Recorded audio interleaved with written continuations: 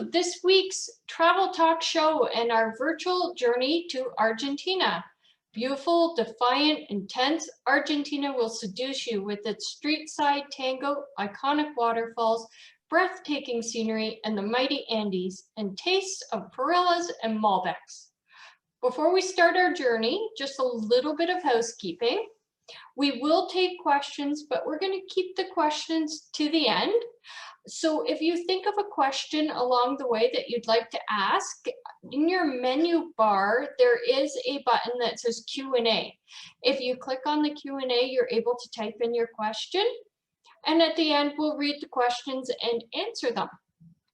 And also the same menu bar, which, by the way, you can move the menu bar around your screen. So if you find it's kind of in the way of where you'd like to be seeing something, you can kind of click on it and drag it to move it to somewhere else on your screen. In that menu bar, there's also a chat. The chat is open and you can write in there any comments or kind of quick things you want to say.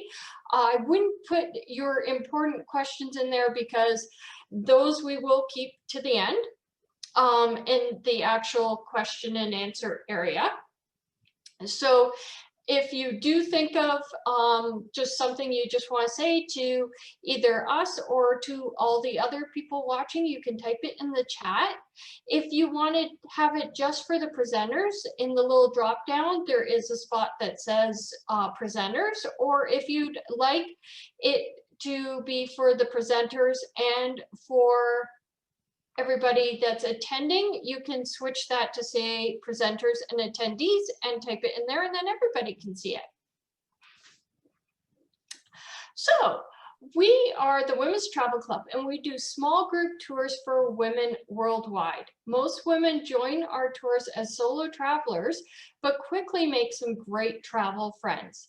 Our groups are very small, only up to about 16 travelers per group, sometimes less depending on logistics of the tour. Our tours are carefully designed with the woman traveler in mind and have exceptional inclusions and lots of hands-on experiences. I am Marianne Southall. I am in charge of marketing, and I am joined today with Irene Murray, who is from our operations department. She is who you usually talk to if you call in or if you go on our online chat or send an email through the website. You're going to end up talking to Irene. So many of you have probably already talked to her before. And she is manning our chat. So if you do know Irene and you want to say hi, you can drop a little hi into the chat for her. Also, Debbie Grew, who is in the background watching us and there to answer any real specific questions on the tour, is the head of our tour department. So she kind of is the person who puts all these great tours together for us. And you can say hi to Debbie too. Hi. Today we're heading to the very bottom of South America. Officially, the Argentine Republic is the second largest country in South America, and it shares its borders with Chile. I'll put my little pointer on. Shares its borders with Chile, with Bolivia, with Paraguay, with Brazil, and Uruguay. It also has a large coastal area along the South Atlantic Ocean.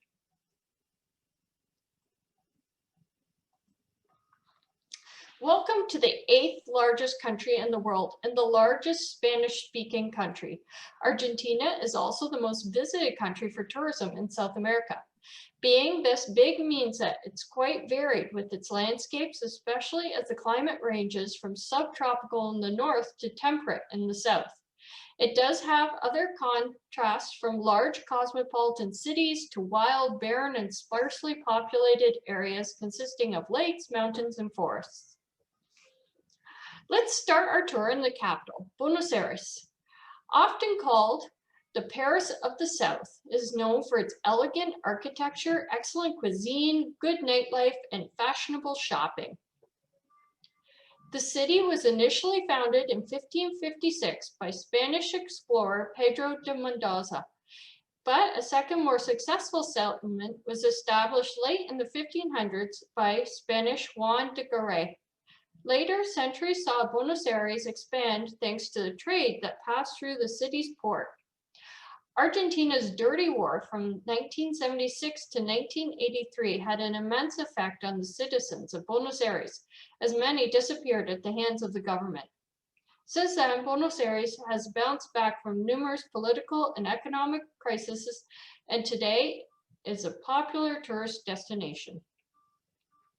Arriving in Buenos Aires is like jumping aboard a moving train. The modern metropolis whizzes by, arrive live with street life from busy sidewalk cafes to hush parks to carpeted in purple Jakarta blooms in springtime. Its compact tree-lined center is reminiscent of Paris, with many charming corners where tidy high-rise apartments are interspersed with attractive 19th century buildings. Most first-time visitors are surprised to find that the big city has managed to preserve its old traditions. Each of its 47 barrios boasts its own district character, and you'll never tire of exploring these delightful neighborhoods. Let's have a close look at some of the highlights of Buenos Aires. Established in the 16th century, Plaza De Mayo is a delightful 2-block-long plaza. It has been the stage for many important events in the city's history, from the uprising against Spain in 1810 to the continuing vigils held by the Madres de la Plaza de Mayo, whose children disappeared during the military junta's reign from 1976 to 1983. Much of the area is now entirely pedestrianized, including popular Florida and Laval streets, and numerous attractions can be included in a fun walking tour of this area. As a result, Plaza de Mayo is the perfect place to begin your Buenos Aires sightseeing adventure, getting your bearings as you take in such important landmarks as Casa Rosada, the famous pale pink presidential palace that was the place from which Eva Perón would address the enormous crowds eager to see her.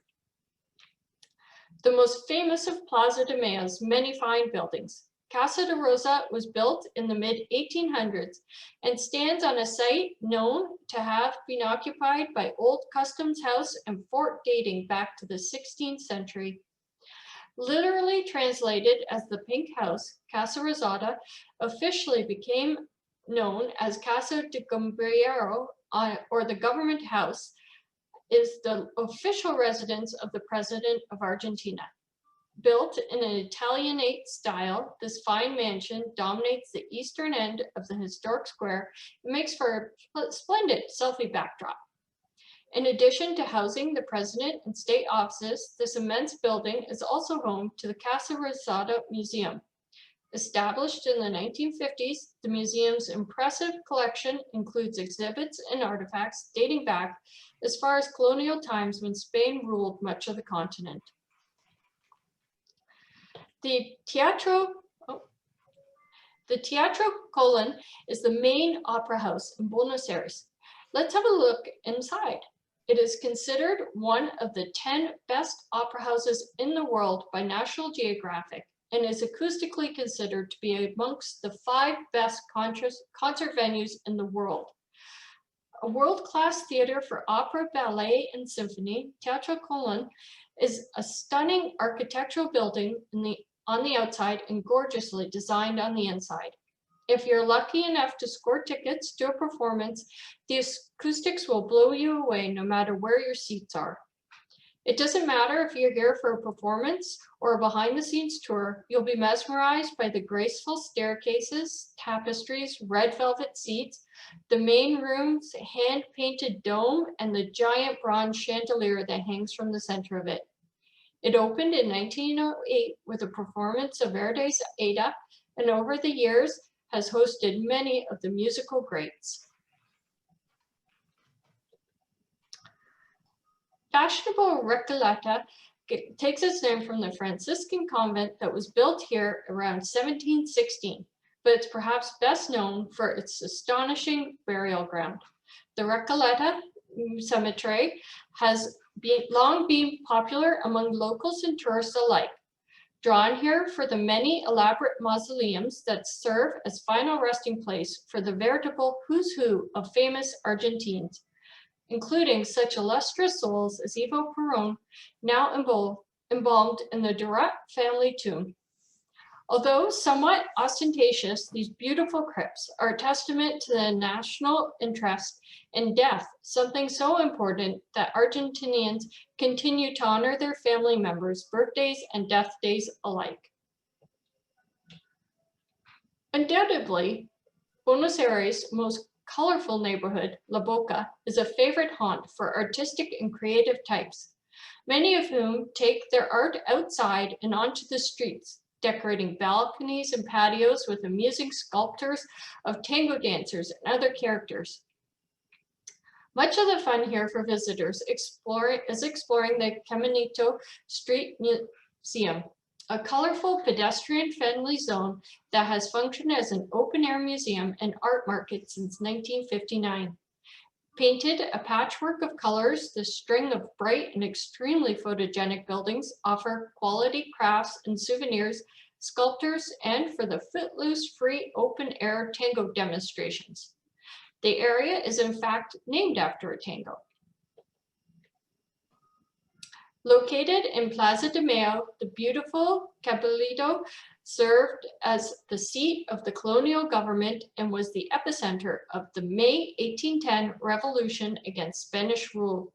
It dates back to 1610 and was later expanded through the 18th century. These days, the splendid building houses the National Museum of Cabalido, and with its numerous exhibits relating to the city during the 18th century, including a replica of the city's first printing press, an exhibit of Jesuit and colonial art, and numerous old maps and photos of the city. San Telmo is well known as one of Buenos Aires' more colorful districts. Its narrow cobblestone streets and old colonial style buildings home to numerous art studios and interesting galleries. This area is also popular for its cafes, tango parlors, and boutique shops, and is a delight to explore, particularly during the San Telmo Sunday Fair, an antiques fair that draws crowds of eager shoppers and sightseers alike. The biggest attraction in San Telmo, though, is the excellent National Historic Museum with its displays relating to the history of Argentina. All told, the museum houses more than 50,000 artifacts, and the most important being its collection of paintings by Candido Lopez, a forerunner of contemporary primitive painting. While construction of its neoclassic facade wasn't initiated until 1822, Buenos Aires Metropolitan Cathedral overlooks Plaza de Mayo and can trace its roots back to the early 16th century, when the Spaniards established one of the country's first churches here. Despite its rather plain exterior, this Catholic church boasts a lovely neo-Renaissance and neo-Baroque interior, along with numerous important artworks, including 18th century altarpieces and statues. There's also a Walker organ dating back from 1871 that includes an impressive 3,500 pipes and is regarded as one of the finest of its kind. Also of interest here is the tomb of one of Argentina's most revered revolutionary heroes, General José de San Martin.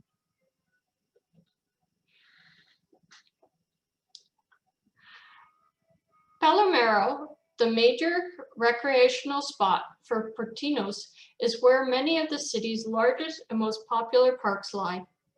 Once part of the estate of dictator Juan Manuel de Rosa, these days the area is home to a plethora of fine ethnic restaurants and avant-garde fashion establishments.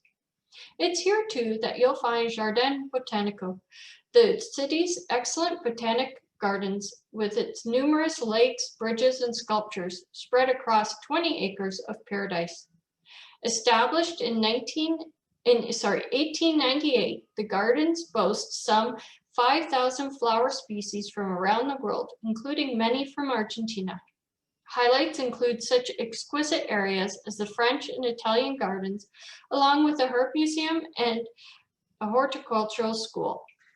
Also worth a visit are the Buenos Aires Japanese gardens, the largest such garden in South America and popular for its bonsai collection, display of traditional arts and crafts, and cultural center. Full of sensuality and nostalgia, tango is part of Buenos Aires' identity. Forged through a fashion of European, African, and native Argentine influences, tango is a music and couple dance that developed in Buenos Aires' working-class immigrant neighborhoods in the mid-19th century. By the 1930s, the dance had taken Buenos Aires and the world by storm with its romance, nostalgia, and daringly close embrace. Today, Buenos Aires remains the world capital of tango and is awash with professional stage shows, musical performances, tango schools, tango-themed cafes and hotels, and of course, milongas, traditional social gatherings to which amateur dancers return night after night in search of the perfect embrace. Beef is the grand protagonist of Argentine gastronomy. The country consumes 50 kilograms per capita every year, and top of many visitors' to-do lists in Buenos Aires is to try the steak. Traditionally cooked on a wood or charcoal-fired parrilla, the city's steakhouses and restaurants are known as parrillas, and there are parrillas to suit every taste, from traditional, family-oriented neighborhood favorites to the most modern and sophisticated. Now let's take a short 2-hour flight to Iguazu Falls. These spectacular falls are shared by Brazil and Argentina. As in the words of Eleanor Roosevelt when she first saw Iguazu Falls, "Oh, my poor Niagara." Iguazu Falls are some of the most spectacular waterfalls in the world. It has the largest average annual flow of water, more than any other waterfall in the world. There are numerous islands along the 2.7-kilometer edge, which divide the falls into various separate waterfalls. It is hard to say how many exist, but as the number fluctuates between 150 to 300, depending on water levels. The first person who found Iguazu Falls was a Spanish explorer named Alvaro Nuez Cabeza de Vaca, who, during a journey from what we now know as Paraguay, would encounter the falls, which he would call Saltos de Santa Maria. Later, the first Jesuit missions arrived, which made up more than 30 towns distributed in southern Paraguay, Brazil, and the entire province of Misiones. After this, by 1768, the Jesuits would be expelled by the Crown of Spain, and the place would be forgotten. Sometime later, Gregorio Lezama, an Argentine businessman and politician, would sell the land because he considered it of low value. In the auction, it appears as a block of jungle that borders several waterfalls. These lands would be acquired by Domenico Aragare in 1907, who would discover the tourist potential of the place, setting up the first hotel and setting up some roads to make the falls accessible.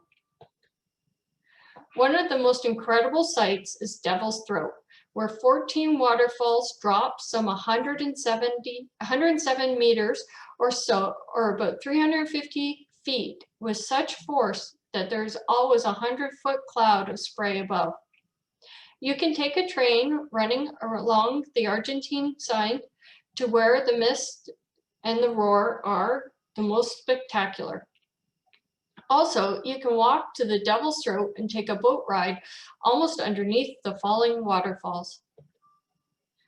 The surrounding parks are equally stunning, hosting unique jungle ecosystems that house immense bird and animal life that are just waiting to be explored. It is recommended to spend at least a day on each side of Iguazu, even though about 3/4 of the total length of the falls are on the Argentinian side. This is a map of the Argentine park. Iguazu Falls on the Argentine side has the largest tourist portion of the national park. as it offers several trails and roads to get to know the place. However, in size, it is still much smaller than the Brazilian side. The Iguazu National Park on the Argentine side has 6 different circuits offering great nature walks and views of the river and falls. So you can see the circuits are these colored lines that go up. So there's a blue circuit and there's a red circuit and there's kind of a sandy orangey circuit up here. The sandy orange circuit follows along also where the train goes that we mentioned earlier. And then you can also see the routes for the boats that kind of go up really close, almost underneath the falls there. This is the simple map of the Brazilian side. This park is much simpler and does not really even require a map. Iguazu Falls on the Brazilian side as a national park was created in 1939, and the national park is about 3 times the size of the Argentine one. After a visit to Iguazu Falls, let's head over to Mendoza for some wine tours and tastings. Located in the shadow of the Andes, very close to Chile, Mendoza is the center of the Argentinian wine industry. Located in western Argentina, Mendoza is the capital city of the province that shares its name.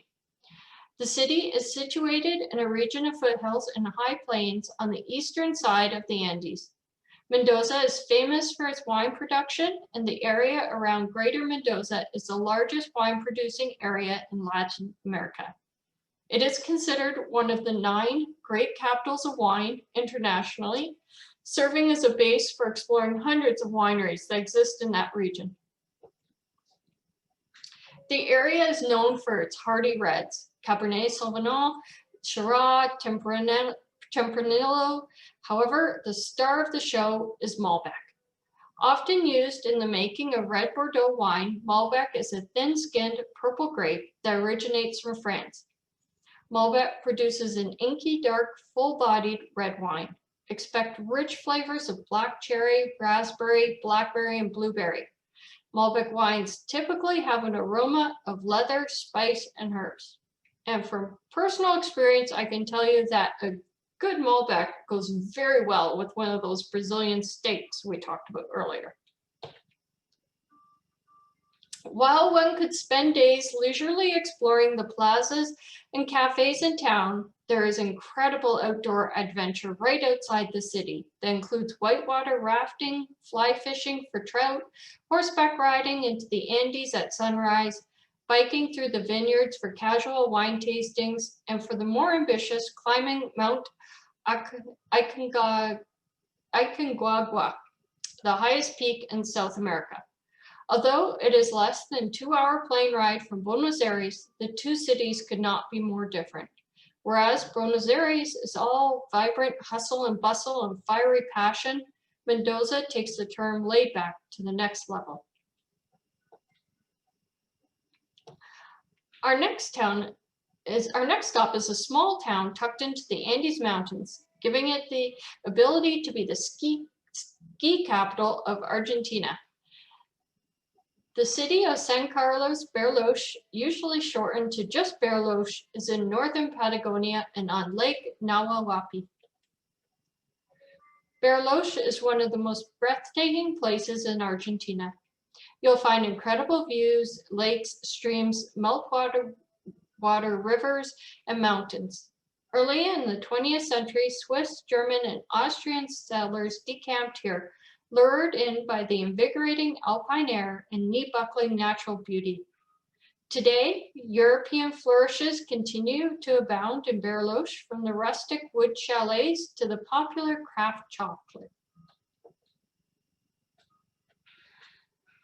Tourism is the main economic activity in Bariloche, as the city has the benefit of being a year-round destination. During the winter months, it is a haven for skiers and is home to Cerro Cathedral, the biggest ski center in South America. Southern months offer stunning beaches, excellent fishing, as well as trekking in the mountains. The actual town of Bariloche is easy to explore on foot and takes but a few hours. Start by strolling down La Calamita, which is lined with lots of little shops for picking up souvenirs and chocolate. Bariloche is considered the chocolate capital of Argentina. Then make your way to the main square, Centro Civico, and the cathedral designed by Alejandro Bastillo for the dose of history and architecture. Patagonia refers to the geographical region that encompasses the southern end of South America, governed by Argentina and Chile. The region comprises the southern section of the Andes Mountains, lakes, fjords, and glaciers in the west, and deserts, tablelands, and steppes in the east. Patagonia is bounded by the Pacific Ocean on the west and the Atlantic Ocean on the east, and many bodies of waters that connect them, such as the Strait of Magellan, the Beagle Channel, and the Drake Passage to the south. The spectrum of the Patagonian landscape runs from the crystal blue ice sheets in Las Glacials National Park to the red stone of Los Cuernos de Torres del Paine and the deep greens of the southern fjords. Varied regions spread over its 1,000-kilometer length offer a range of adventure it would take years to fully explore. Patagonia is shaped by some of the world's greatest geographical influences: the Andes, the fault line that lies beneath them, the Patagonian ice cap, and the confluence of the Atlantic and Pacific Oceans. The glacier fields, mountains, volcanoes, lakes, and fjords make for a vast playground for a range of different adventure activities. Let's have a look at some of the regions and national parks of Patagonia. Torres del Paine National Park, with its iconic granite towers, is one of the most popular destinations in Patagonia. Most famous for the W track, it offers a lot of wilder hiking, horseback riding, ice hiking on glaciers, kayaking amongst icebergs, and biking on tough mountain trails. Las Glacials National Park, the massive South Patagonian ice cap, feeds the many glaciers that give Argentina's most famous national park its name. Hikers and climbers flock to the hub towns of El Calafate and El Chaltén to explore the famous Fitzroy Massif, Perito Moreno Glacier, or the giant ice sheet itself on day hikes, long treks, or boat trips. Tierra del Fuego, this rugged region at the foot of the continent, can be explored by wilderness treks to Elsa Navarino from the town of Josiah, or voyages along historic sailing routes through the Magellan Strait, down the Beagle Channel, and round Cape Horn. Aysén is a land of three contrasting landscapes: the steppe, the glaciated Andes, and the coastal temperate rainforest. Until relatively recently, this region was untamed and untouched, and it continues to have a pioneering feel, much less frequently visited than any other regions of Patagonia. The Cathedral Austral weaves its way through the region, giving access to some true wilderness and isolated communities.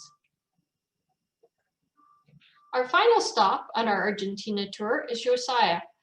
Located in the southwest shores of the Beagle Channel, Josiah is a port and capital city of the Tierra del Fuego province in Argentina. The British ship, the HMS Beagle, arrived in the channel that now shares its name in 1833 to survey Tierra del Fuego. However, the site was first settled by Wasti H. Sterling, an English missionary, in 1870, while the first Argentine citizens arrived in 1873. For a long time, Ushuaia was a little more than a remote outpost. After the Brits came, it was then used by the Argentinian government as a penal colony. Offenders were sent there, and later regime opponents. The city grew around it to host the families of those manning the prison. Closed in the middle of the 12th century, the prison now hosts a museum of ex-presidio. Prisoners' stories are told on the walls of the cells, and there's a replica of the end-of-the-world lighthouse in the gardens. Well documented and highly interesting, the museum is a must-see, an absolute.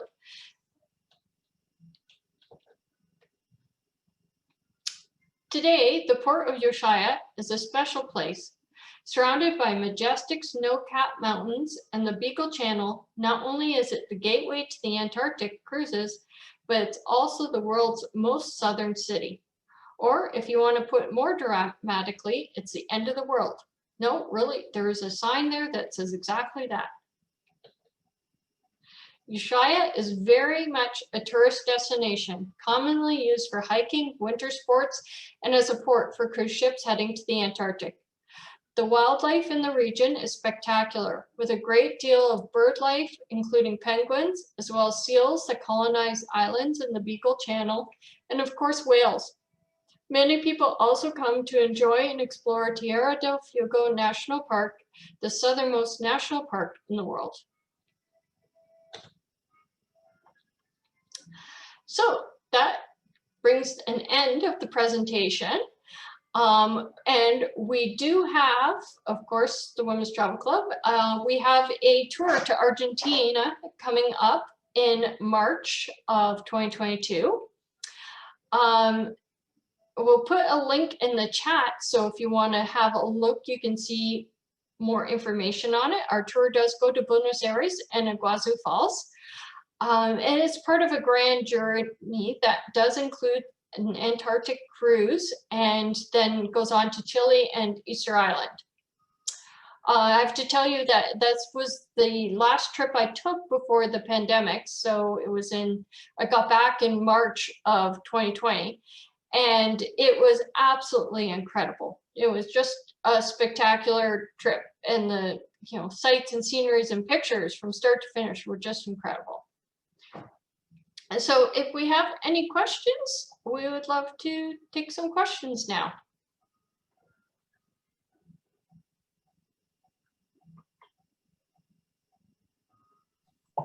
Can you hear me now? I can a little bit. It's a little bit low, but. Okay, sorry about that. Yeah, Tierra del Fuego, I believe is the correct pronunciation. Do you remember that? Tierra del Fuego, yes, yeah. That's my best Spanish I can come up with. Okay. So we did have a question from Helen regarding whether or not there was an opportunity to attend the Opera House. So I did a bit of searching while you were going through the presentation. And I guess on day 2, we do have free time. There's a 4-hour tour that we have, but the rest of the day is free. So essentially, Helen or anybody else could visit that pretty special opera house, which is closed right now. It's hard to get tickets for a show. We could definitely, if somebody was booked on the tour and knew they wanted to do that on the free day, we could definitely work on trying to get them tickets for a show. The alternative would be to go for a tour of the opera house, if that fit in with the tour we already had planned, depending on timing wise. Right. And then of course somebody has the opportunity to come a day earlier as well, right? Yeah, for sure. Yeah. Okay, so the question again that we often get is about international flights. Are they included, and why we don't include them? So yes, so none of our tours include the international flights, and that is because most of our members are traveling from somewhere in North America. We do even have travelers coming from outside of North America internationally. So with everybody coming from different destinations to get to where the tour is, it works out much better financially and getting the best schedule possible to book them individually depending on where you're traveling from. So if we got group rates on flights, they would be from 1 or 2 destinations in Canada. So say from Toronto and from New York, you would still have to get to either Toronto or New York from where you live. And also group flight rates are never the least expensive option. And you're also tied in to that schedule.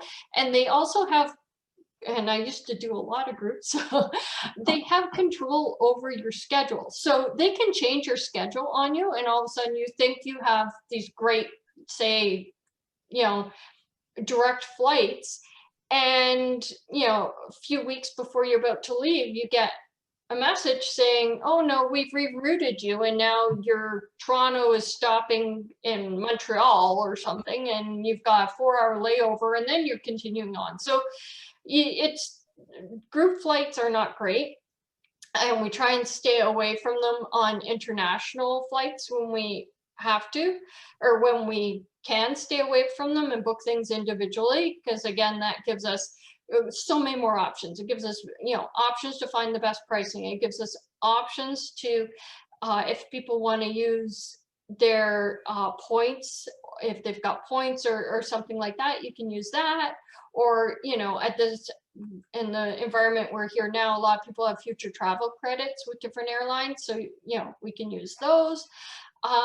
And also lets us have a bit of control over the schedule that you're flying on. If you want direct flights and such, we can work on that. Great, thank you. The internal flights, so if there's a flight, an internal flight, it's covered. In this case, in the Argentina tour, it's from Buenos Aires to Iguazu Falls. That internal flight and back to Buenos Aires is part of the tour package price. Okay, thank you. So I thought you had indicated it, but is Patagonia included in this trip? In our trip, in this particular one, it's not included. Okay. We did do some of kind of a little bit of Patagonia on the last time we were there. We did a little bit when we were in Ushuaia, and we kind of like northern Patagonia, like with Bariloche, but this tour we didn't include it. Right. Unless you're really into hiking, and then in that case it would have to be kind of a hiking, trekking type tour. It's not, there's not a lot there for you. Like, basically. Okay. Sorry, oh yes, so you've clarified it. Somebody did ask about flying or from Buenos Aires to the falls. So Sorry? Can you hear me now? Okay, so somebody was asking, and I believe you covered it, about the transportation from Buenos Aires to the falls. Oh, it's a flight. So yeah. we do fly from Buenos Aires to Iguazu. Okay, thank you. So there's just general questions about our tour and how many stops we have along the way in terms of how many nights at each location, as well as the type of transportation we use. Okay, I don't have the tour open, which I probably should, but it does, I think it does 3 or 4 nights. Maybe Debbie, do you have the tour open? How many nights does it do in Buenos Aires? And so it does a certain number of nights in Buenos Aires, and it does nights in Iguazu Falls, and again, flights between Iguazu and Buenos Aires. It's not a particularly long tour because it's kind of made to work in conjunction with our Antarctic cruise. So it's just at the end of the Antarctic cruise and works really well for the people coming off the cruise if they want to extend it and do a little bit more in Buenos Aires and a little bit and see Iguazu Falls. It also works really well with our Chile and Easter Island tour. So it's a shorter tour to give people a lot of options there. The Chile goes to Santiago, and then from Santiago goes over to Easter Island.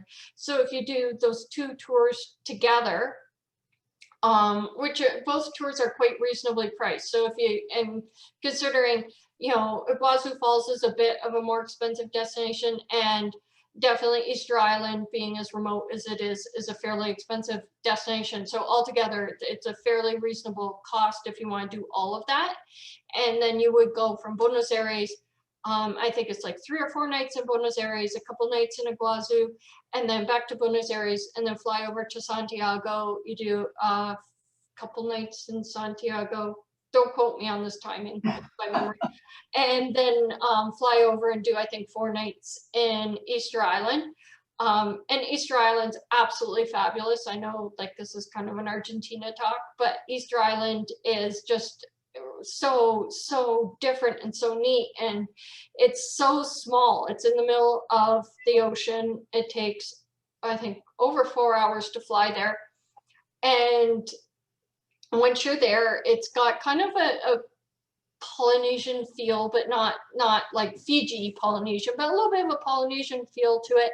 It's basically got, you know, 2 streets with shops on it, and you can walk around the island. You can walk, some of it's pretty remote, like it's much better to drive, but you can definitely walk around downtown. If you're really into hiking, you could definitely walk around most of the island. It's beautiful, and there is no crime. It's so completely safe. There is no crime. There's no police force. There's like, it's just the coolest place I think I've been. It's got little, you know, seaside restaurants that you can just go up and you're sitting, and there's like literally there were waves coming up into the restaurant under our feet as we're sitting and eating, and it was just so neat. I know that the caretakers, so to speak, of the island are always concerned about tourism and really limiting it as best they can. So I think yes and no. It's also their only means of income. Yeah. They have no other industry there. So they do rely on tourism, but they also are very particular to keep the island the way it is. So there are no chain hotels. There's no big hotels. Everything that is there is owned by somebody that lives there. So it's not, you know, you're not going to go there and stay in a Hilton or something like that. You're going to stay in a little hotel that's owned by somebody who lives there. Thank you. So Debbie, I think she's on the air. So I did a brief check, but she can clarify. It looks like our first 3 nights are at the one location, and then the other 2 nights at the other destination at the falls. So we're not moving around a whole bunch, which is good news. Yeah, that's correct. Okay, great. Thanks, Debbie. I think we've covered all the questions. Yes. Yep. Did we cover all the questions? Yep. Did anybody want to, if you raise your hand, if you want to come online and have a question or say hi or anything, you can, we usually do that at the end of the show. So if anybody has a comment or question, you can just raise your hand and I'll see it. And if not, that's it. Oh, we have another question added, but maybe that person can join us. Oh, okay. Costs, yes, Eileen. I did share the link with everybody who's viewing right now to our tour page. Do you want to address that, Marianne? Sure. I don't have the tour page open, so I don't have any of that information. Okay, so the costs are. Oh, yeah, I do. Yeah, okay, go ahead, Debbie. Just give me a second. Thank you.